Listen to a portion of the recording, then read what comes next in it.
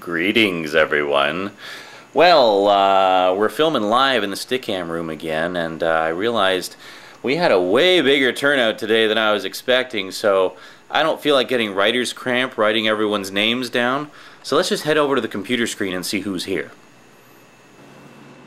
Hi. Yeah, this is actually the cam that everyone else is seeing, so this is sort of the view that they get. And we're actually recording this on Stickam as well, so if you want to see the Stickam cam, head on over there and you can check out everything that you missed by not being here. So let's see who all is here. We have Zarin Izarak. Oh, I think I know that guy. And we have Aficionados Chris, Avatar 1000, Bleh 49, Chrome Ghost 219, Dream of the Endless, E McG 0211, Epic Conspiracy, Futuristic Artist, Jeffrey Wild, J-Star 305, No One Everyone, Kratos Fan, Metal Fan 50, Mithronies, Patrick Butler 1981, Silent Joe, Stout Man, Stratomaster 78, The Average Grunt, The Super Lauren,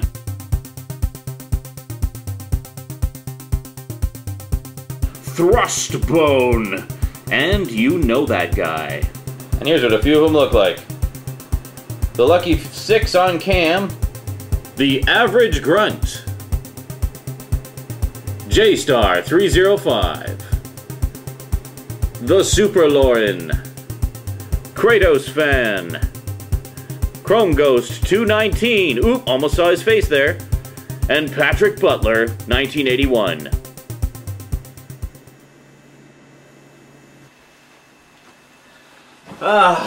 There we go.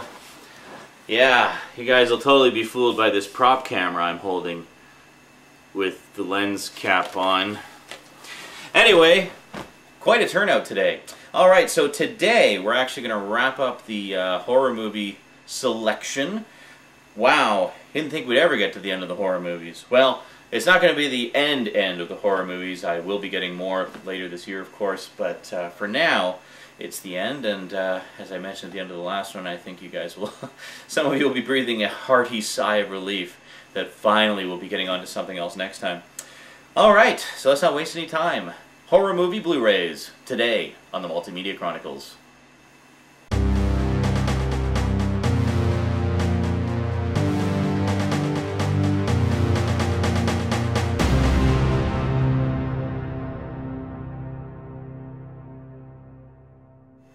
Welcome back.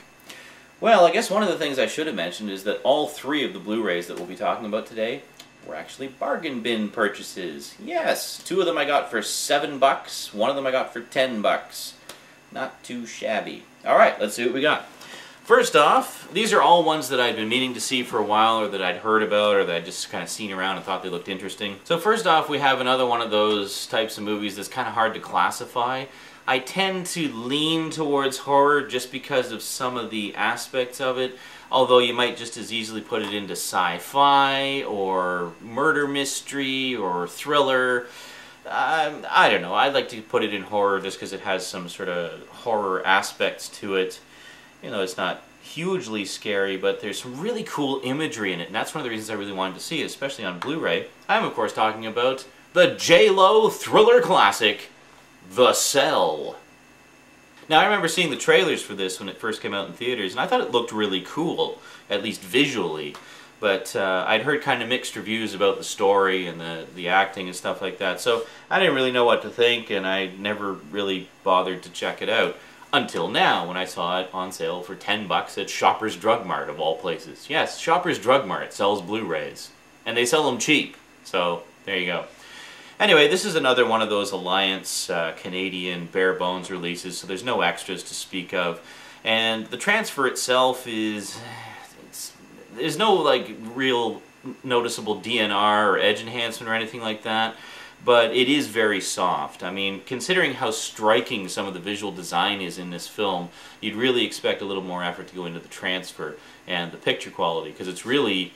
it's all about the eye candy with this thing, you know. So anyway, we have Jennifer Lopez, who plays a psychologist, essentially, who has the gift of being able to enter people's dreams with the aid of some pretty high-tech equipment. It's basically an experimental thing that she's doing, and as the story opens, she's actually helping a young boy who is in a coma.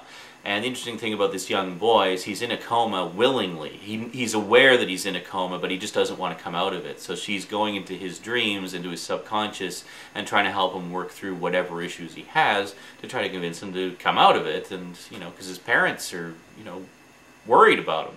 So anyway, so that's kind of where the story starts. And then it goes over to the FBI trying to catch this serial killer that they've been tracking for ages.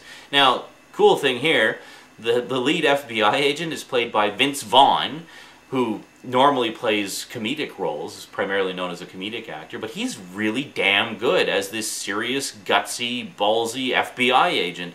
And then, you know who plays the serial killer? Vincent D'Onofrio. I love Vincent D'Onofrio. A lot of you probably know him, of course, from Criminal Minds, which is great. I mean, I'm not a big Law & Order fan myself, but Criminal Minds I tune into once in a while. Honestly, because Vincent D'Onofrio is on it, and I think he's awesome. Anyway, he plays the serial killer in this, and he is really good and creepy and freaky as shit.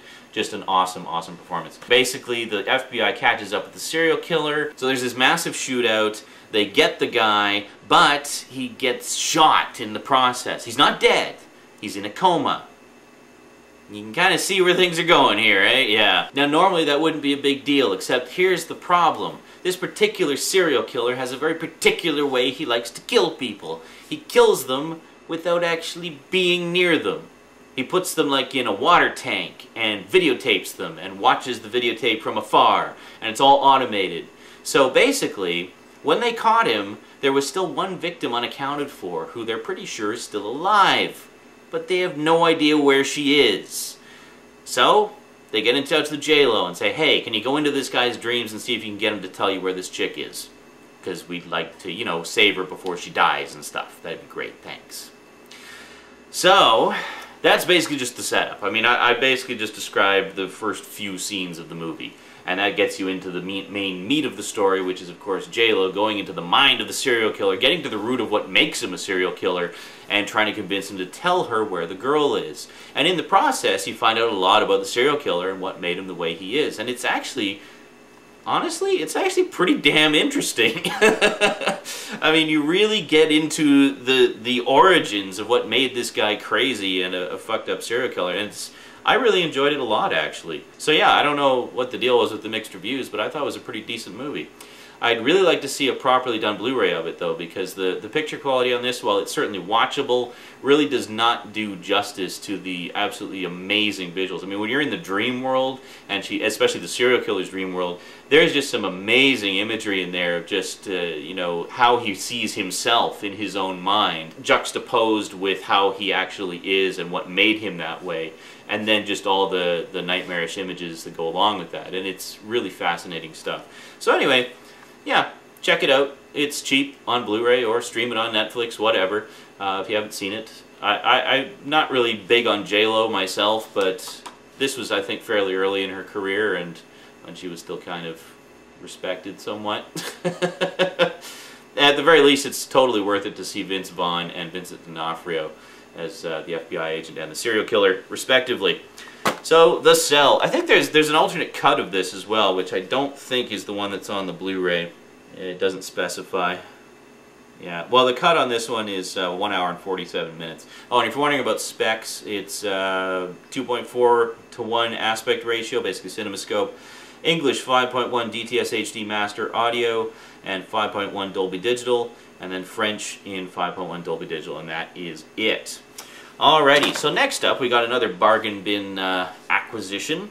I love a good ghost story, I love a good haunted house story, and I didn't really know anything about this one. I just thought the cover looked cool and wanted to check it out, and the cast was certainly of interest to me. It's got Donald Sutherland and Sissy Spacek in it, you know, two very seasoned actors who rarely disappoint.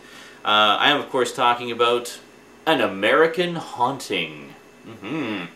Now, what can I say about An American Haunting? Essentially what this is about is it takes place, there's kind of two stories going on simultaneously. The main story is a period piece telling about this girl who was haunted by, or being tormented by some kind of vengeful spirit of some kind, and it's about them trying to get to the root of the mystery of that, of what's constantly attacking her. What is it?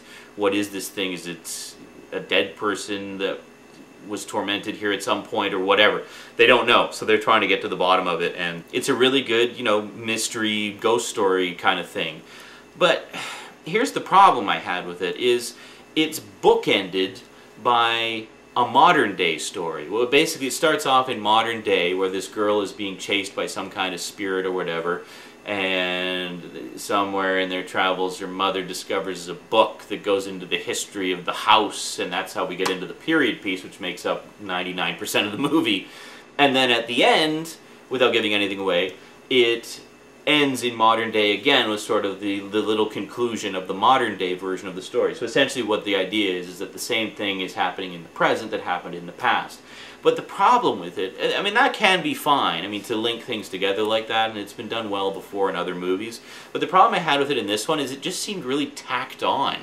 Like, it really didn't seem to have much of a connection with any weight to it to the period piece story. I found the period piece story stood up very well on its own, and there was no need for the modern day bookends. I mean, it just seemed silly and pointless, and why is this in this movie, you know? So it's like, fast forward past that part and just get to the period piece part. So the period piece part, you got Donald Sutherland as the father of the tormented daughter, and Sissy Spacek as her mother. Sissy Spacek, of course, most of us probably know from Carrie, from back when she was a teenager. Yeah, needless to say, she's grown up some, but still a fine, fine actress. And, you know, it was the two of them, I think, that made me keep watching this more than anything else. I found the story really interesting, but I didn't honestly find it particularly scary. I mean, not as scary as some other ghost stories I've seen.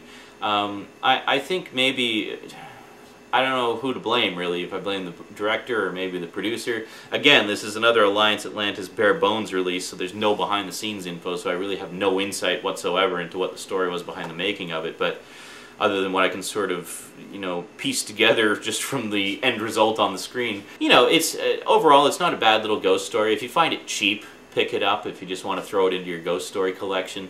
I enjoyed it, and I would watch it again, but I'll probably be fast scanning through the modern day scenes because they were completely pointless. It's all about the period piece in this, and it's and that part of it's really good, as I said. So anyway, specs here, we got 2.35 to 1 aspect ratio, so CinemaScope again. English 5.1 DTS HD and Dolby, and 5.1 Dolby Digital English, and then 5.1 Dolby Digital French. Basically the exact same specs as the Cell. And again, unremarkable transfer, perfectly watchable, no evidence of excessive tampering. It's basically just a straight transfer of whatever HD master they had on hand at the time, which is pretty much what you can say about all the old you know, the Bargain Bin Alliance Canadian releases. They're not much to look at. You know, they really, you're not going to use any of them as your show-off discs, but they're perfectly watchable. I mean, they're not, like, excessively bad or anything. Okay, now, last, but most definitely not least, this is one people have been recommending to me for ages, and I don't know why I waited so long to see it. I think it's because I saw the previews, and there's just something about the previews didn't particularly grab me.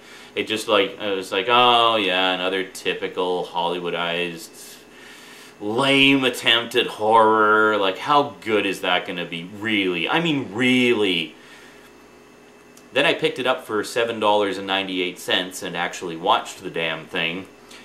And holy crap, I've been wrong about movies before where I look at a trailer and say, yeah, that looks like crap, I'm never going to watch that. Why would I bother watching that? You know, AI was one of those. I thought it looked horrible from the trailer, watched the movie, loved it. Now it's out on Blu-ray. I really want the Blu-ray. Well, this is another one that falls into that category. Saw the trailer, thought it looked lame, avoided it, but then everybody and their dog was saying, you haven't seen this movie? It's fantastic. See it. I am, of course, talking about the wonderful claustrophobic horror movie, The Descent. Strangely enough, the sequel is not on Blu-ray yet, but anyway. Now, why did I like The Descent so much? Well, I've always been a fan of the so-called claustrophobic horror movies. Like I mentioned with An American Haunting, I've always loved haunted house movies. And you know I love haunted house movies. I mean, I talk about The Haunting and The Legend of Hell House and The Innocents. 3 of my all-time favorite horror movies slash ghost stories slash haunted house movies right there. And they're fantastic. Alien. Alien is essentially a haunted house movie in space. You know, The Thing. The Thing is a haunted house movie in Antarctica, you know? It's just the whole idea of being trapped somewhere, unable to escape, plus there's something in there with you trying to kill you. Okay? I just love that whole concept. I think it's great, and it's a wonderful vehicle for horror. I mean, it adds layers of terror to it. And it's like there's the terror of being trapped, there's the terror of not being able to escape, and the terror of being hunted by something. You know, it's great. And The Descent is a worthy addition to that genre. Holy crap. Okay, out of all the movies I showed today, if you only see one of them, make it this one if you haven't seen it. Basically what we have here is a woman who has suffered a terrible accident. She loses her husband and her little girl in a horrible car accident, which, as the loving parent of a little girl, I found a little hard to watch. But, you know, next it picks up a few years later. She's basically trying to get on with her life and stuff, and she's been traumatized by the whole thing, quite understandably. And as part of a personal journey slash catharsis for herself, she's decided to go on this adventure with a bunch of her friends and, you know, some just acquaintances. So they decide to go spelunking. So they got some experienced cave explorer people with them who've done this kind of thing before, and they decide to go explore some local caves, like some subterranean caves. And that's scary enough in itself. They're going down into these caves and it's tight and you can't stand up. They're crawling through all these tight spaces and everything. I mean, a lot of it was done on sets and stuff. It wasn't even like actual locations. Some of it's locations, but most of it is all sets. But it's totally convincing that you totally believe that they're like miles under the surface of the earth in these tight, claustrophobic caves. So they go in, there's a bit of a cave in, and they get trapped. And then not only are they trapped, but there's something living in those caves that's trying to kill them. And the terror begins. Well, the terror is already well under swing by this point. You're like, oh my god, I mean, it could have just been a movie about them being trapped in the fucking cave, and it would have been scary as hell. But no, let's throw some cannibalistic monsters in there too. Just to add to the fun. And it works great. This is such an effective horror film. I was really just blown away by it. And I've heard such diametrically opposed reviews of the second one. Some say it's great, some say it sucks. I'm really nervous about seeing the second one because I really don't want to lessen the impact of this one.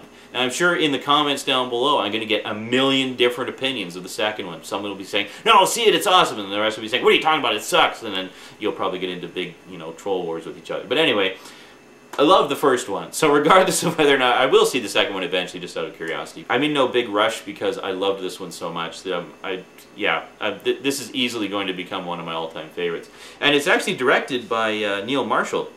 It's kind of funny, I've been kind of on a Neil Marshall kick lately. I just saw Centurion recently, and then The Descent, which is probably the one he's most well known for. So I still have to watch Doomsday, which is another one that I really want to check out.